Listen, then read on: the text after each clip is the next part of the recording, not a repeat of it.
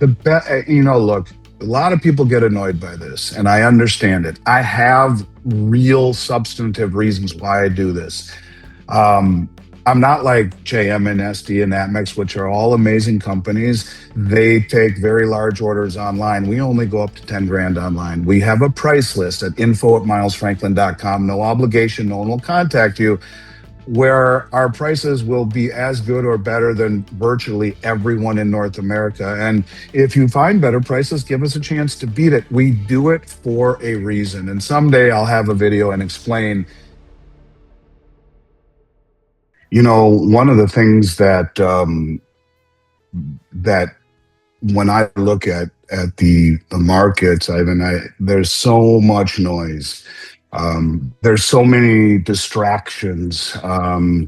Even this new AI Asian guy that's blowing up all over the place, and some of what he says is fantastic. I take exception with some of it, but an awakening, an understanding, and there is a lot to take in. But to me, I boil it down to something that I've focused on pretty much nut and bolts for the last 4 years, and that started with the massive purchasing of gold and silver by the central banks. India, Hmm. huge silver consumer, but deeper than that, Saudi Arabia taking big interest in silver. China, the number two producer in the world, flying all over the world to, in particular, Peru and Mexico, buying pre-refined silver in doré and concentrate, paying double what the West will, shipping it back to China to refine it. The central banks buying tremendous amounts of gold and silver, but removing them not only from the exchanges, removing counterparty risk, standing for delivery, but even taking their metal back from the New York Fed, which always gave access to the COMEX, and from the Bank of England, which gave access to the LBMA, an overriding theme of accumulation and repatriation and removal of counterparty risk by the most well-funded, but more importantly, well-informed traders in the world. Now, if we take that a step further, whoever got to President Trump and said, dude, if we don't bring this back, if we don't get in this game, we're in big trouble. And we've seen that now for 14, 15 straight months. We've seen massive deliveries. In December, there was 64.73 million ounces of silver issued and stopped, which basically means delivered. Doesn't mean left the facility. A good amount did leave the facility, but what it did mean was that there are huge amounts of interest that are bringing in the real metal instead of the continuation of the paper promises. That was the largest ever 1 month delivery of metal in silver into COMEX. And then we look at Wow. it here just in the first 3 days of the January contract, first or second, third, and fourth. We saw, what was the number here? First 3 days was a huge amount. Sorry, I don't have it at the tip of No, my that's okay. fingers, but I believe it was somewhere in the neighborhood of, yeah, by the way, 62,875, excuse me, December delivery, 62,875,000 ounces. Now, in the first few days of the January contract, we see, gosh, where the hell did that go, Ivan? Uh, Somewhere in the neighborhood of 18 million ounces of silver stood Just in the in the first three first 3 days. days. In the Wow. first 3 days. And so, the biggest money in the world, and somewhere in the neighborhood of about 600,000 ounces of gold in the first 3 days. These are billions of dollars of both gold and silver standing for delivery in 3 days, but repetitively every single month since a year ago, November, these people know what's coming, and they're front running the public, and they're standing for delivery in massive amounts when it used to be exchanging of warrants, not as much metal moving. There's a good deal moving now. And that, to me, you're talking the most well-informed traders in the world see something that the public doesn't. Across the globe, nations are not only buying gold and silver, but reclaiming it. Metal is being removed from exchanges, taken out of vaults abroad, and brought home to eliminate counterparty risk.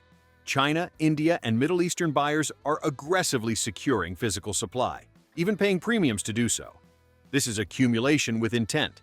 It signals declining trust in paper claims and rising preference for direct ownership. History shows this behavior often precedes monetary stress. When physical metal leaves the system instead of circulating within it, liquidity tightens, and that shift can reshape pricing far faster than most expect. No, I'll tell you what is interesting. They've raised the margins on COMEX, and that's Right. something that we have seen repetitively. Where this is how they knock the wind out of the market. So before they raised it twice in the last couple of weeks, and before they raised it, I think before Christmas, the day after Christmas on the 26th, they raised it by 30%. Um, the the amount that you had to have was about $21,000, I think, for a COMEX contract of 5,000 ounces. Put that at $70 or whatever. You're talking what? $350,000 worth of silver is controlled with 21,000 margin. So you buy these traders who go deep on leverage to take advantage of this massive uptrend in silver. Now all of a sudden a 30% hike, you have to immediately post, instead of 21,000, you have to post about 27,000. And if you don't come up with that money, your position is liquidated. And this is how they knock the wind out of the levered traders. They Right. specifically target the longs. So these longs will have to sell some of their contracts, let's say, if they have a whole bunch of them, to cover the margin on what they can afford to keep that selling. And the rising of the margins begets more selling, and it starts to fall down. It's called shaking the bushes. And the big money, who's been standing for delivery, who's not on margin, stands there and pickpockets all of this silver at subsidized prices. The big banks are the ones that have the book of where all of these hedges are put on, and the entry points and the pain points. And it's kind of like a house in a neighborhood, a gated neighborhood, where the houses are $50 million each. Those people who buy those houses don't care about mortgage rates. But in the areas where everyone's on mortgage, yeah, those house values are going to crumble. It's the Right. same thing here. The big traders, the Tesla, the Samsung, the Sony, the photovoltaic solar panel makers, the sovereign wealth funds, the governments that are standing for delivery are not using margin. They don't care. And by raising the margin and squeezing the market, all of the not, let's just say, not as well funded as they need to be to play in that sandbox, traders get knocked out, shooken out. The price drops, and the big money picks it up. That used to knock the wind out of it, and it would never come back. Kind of like when silver was tamped down when you came on the scene in 2021 in January, February, and they knocked it down. And look how long it took to come back. Yeah, Well, years. right. And that ain't happening anymore. And now they hit it and it comes right back. Not only do you have the arbitrage in China, where they're posting a constant $5, $6 spread between New York and China, where they Right. are incentivizing the traders, the big traders, to buy paper in New York and sell physical in China to, in essence, capture that arbitrage. And what we're doing is we're playing right into their hands, and that silver won't come back. So you have that. You have so many things where you have a global rush now. So you have, at the end of 23, the European Union says silver is a critical mineral. In November of last year, China issues a memo saying, yeah, we're going to prioritize domestic ownership of silver for our own people. Then we come out and say silver is a strategic metal. And then they say, well, we're going to limit exports. Well, uh, this is not about two brothers like the Hunts trying to corner a market. And the interesting thing is, it's the same situation. The Hunt brothers noticed that there were more paper contracts than there were bars behind it. So let's buy the paper, stand for delivery. Well, and the exchange does what the exchange always does. They change the rules or modify the rules, kind of Right. like they're doing here, and going right after the longs. Well, that ain't what this is about anymore. This is about some of the biggest, most well-informed money in the world that is making a rush to accumulate a metal that is finally being admitted as strategic, not just industrial, and arguably worth more than the dollars used to purchase it. And what started out very quietly, um, is now beginning to take notice. And the funny thing about this, Ivan, with all of the performance of silver blowing everything away, where the hell is the mainstream media? Where is the Yeah. integrity of anyone in the mainstream?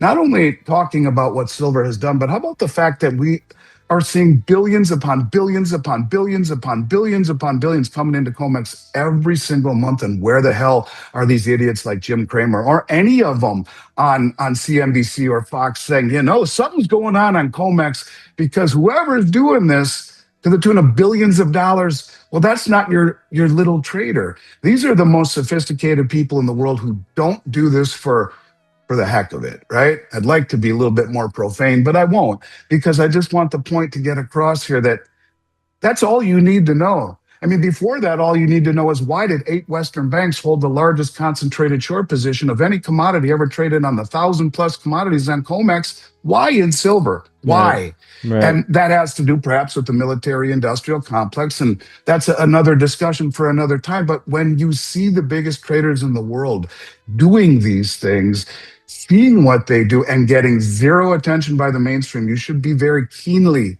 interested in exactly what they're doing, because it's front running, and either you see it and choose to trust it, or you don't. And I think that's exactly what is happening right now. I think it tells Mm-hmm. you that we have not seen the end of this bull market for a long time, Mm-hmm. with the amount of money coming in physical metal into the COMEX. One of the most telling developments is the surge in contracts standing for delivery rather than being rolled or settled in cash. Massive monthly deliveries of gold and silver signal a preference for real metal over financial exposure. This trend has persisted for more than a year, with volumes rarely seen before. It suggests that sophisticated buyers are positioning ahead of a broader repricing. These are not speculative traders chasing momentum. They are long-term players securing supply. When delivery replaces leverage, it reflects conviction. Markets can absorb speculation, but sustained physical demand changes the underlying balance. That's in the face of the greatest tech boom since the internet, and its performance against the S&P 500 is about 7 times in 2025. And nobody's S&P talking was up about it. under 20, and silver was up 140 or whatever. So 20% or less on the S&P, and 6 or 7 times that in silver. Where is Mm-hmm. and that is, there's a fine line between conspiracy and reality. That all of the media outlets are owned by 3 or 4 companies. I don't know if you've ever watched those. They'll do those segments where they show every single media outlet from Yeah. ABC, CBS, NBC, Fox, and they're all saying the same 12 words. It's like, Word for word. it's filtered, and that's why people like you who do this, you have more journalistic integrity in your pinky than these entire networks do, for having the courage to have people on, and yourself, say what they believe is true. And you know Mm-hmm. what, in terms of vindication, and it's not what it's about, but we've been right, and it's about time that the Main Street admits that they were wrong. And maybe that's what you're seeing when you see Michael Hartnett, the chief investment officer for Bank of America, or come out and say, you should have 25% stock, 25% bond, 25% short-term treasury, 25% precious metals. What? Bank of America say 20, and now they're saying silver could go to 309. I know, Or I've seen that. yeah, or the chief investment officer of Morgan Stanley is saying, sell half your bonds, that 40% of the 60/40 portfolio that Wall Street has adopted for 50 years, and buy 20% metals. Or Jeffrey Gundlach, the bond king, who's made his living and his fortune and his nickname by selling instruments that pay interest, saying a 25% interest in metals is not overvalued. There is a sea change, but it's happening, Ivan, way up here. And it's not filtered down yet. And that's why people have such a hard time getting it, because they can't see it with their own eyes. It's happening at higher levels, and our media isn't talking about it. You have to listen to guys like me and you and others who are focusing on it, Vince Lancy, and all these guys who are exposing what's happening. Mm-hmm. And then you got to trust your gut. So again, when you see what we're seeing in deliveries and in rhetoric and in posturing and in reshoring, yeah, this is just beginning. Rising margin requirements are often used to cool overheated markets, but they also reveal who truly controls supply. Highly leveraged traders are forced to liquidate when margins rise, pushing prices lower in the short term. Meanwhile, well-capitalized buyers, Industrial users, governments, and institutions step in without concern for leverage. This dynamic repeatedly transfers metal from weak hands to strong ones. What's different now is speed. Price drops no longer linger. Physical demand quickly absorbs supply, and markets rebound faster than in past cycles. That resilience suggests a structural shift, not a temporary speculative spike. That's a reality, Ivan, and I've seen it myself in periods of time that were nothing like this. You know, in 2008, the price of silver fell from 21 to 9. It fell by 60%. Gold fell from 1,000 to 700. It fell by 30%. And you would think when that happens that people are just dumping metal onto the market. It's being overwhelmed. The price falls by 60% in silver. Right.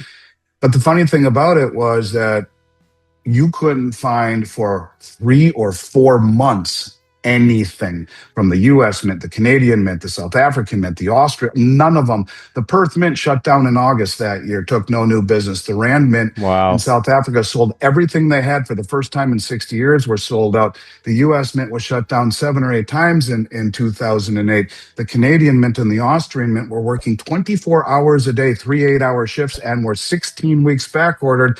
And the same thing with the UK Mint, and there was nothing to get. David Morgan called me up and said, Andy, I got this relationship with this company called Pyromet. They are in the medical imaging business. They've stockpiled silver forever. They don't know. They want to get involved. They made these bars. They were the ugliest bars you've ever seen in your life. They said 100 ounces, nothing else. They didn't have AG on them. 100 ounces of what?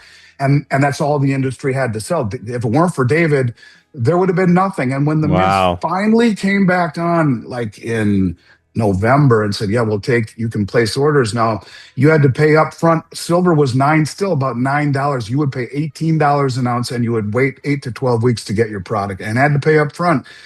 That was my entire career to where we are right now. You and I and everyone listening to this represent the pimple on the elephant's ass. We are such a small position of metal owners, people that get it, and proof positive being any of you who understand this. I guarantee you can't talk to more than a couple of your friends or your family about this for more than 30 seconds. They think you're crazy. Now, maybe not so much anymore, Right. but the amount of, ask Rick Rule, he will tell you that the amount of metal ownership, not just in physical, but in equity related, is 1/2 of 1%. And all the way across the financial matrix. And he would always say, from Joe and Jane Sixpack to the Harvard Endowment Fund. It's funny to note that the Harvard Endowment Fund just bought a couple $100 million of gold. So look, the bottom line is this. I have always said, and people say, hey, just talk in your book, you're a shill.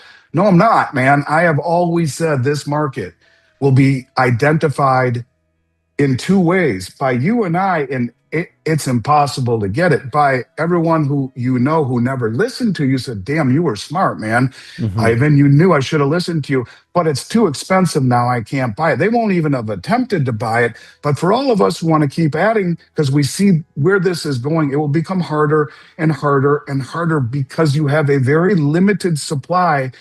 And the majority of the new stuff, if it doesn't come from the US or Canada, North America, and a couple of private refineries, South Africa, Australia, Austria, the United Kingdom, everything is offshore. And at some point, if things really get tight, don't you think these countries will say, what the hell are we sending this stuff to North America for? Right. We should hold it here, reshore it for our own people and our own national interests.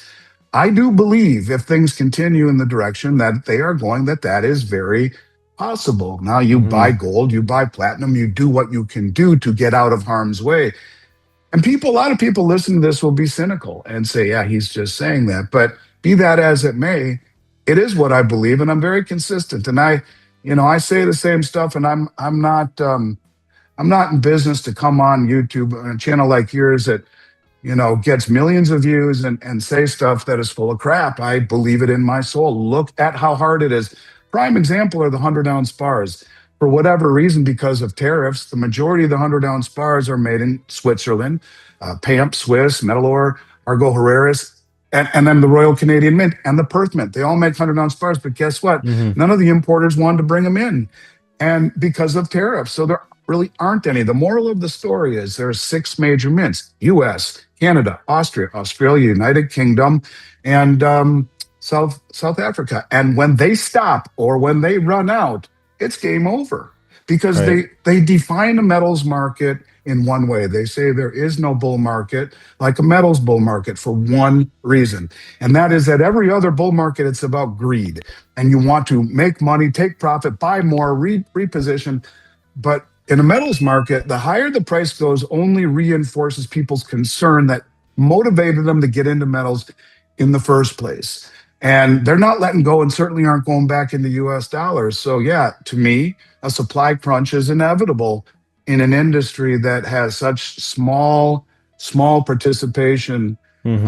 globally, that is starting to get noticed, and just a little bit of movement into this industry. Like, Bank of America says 25%.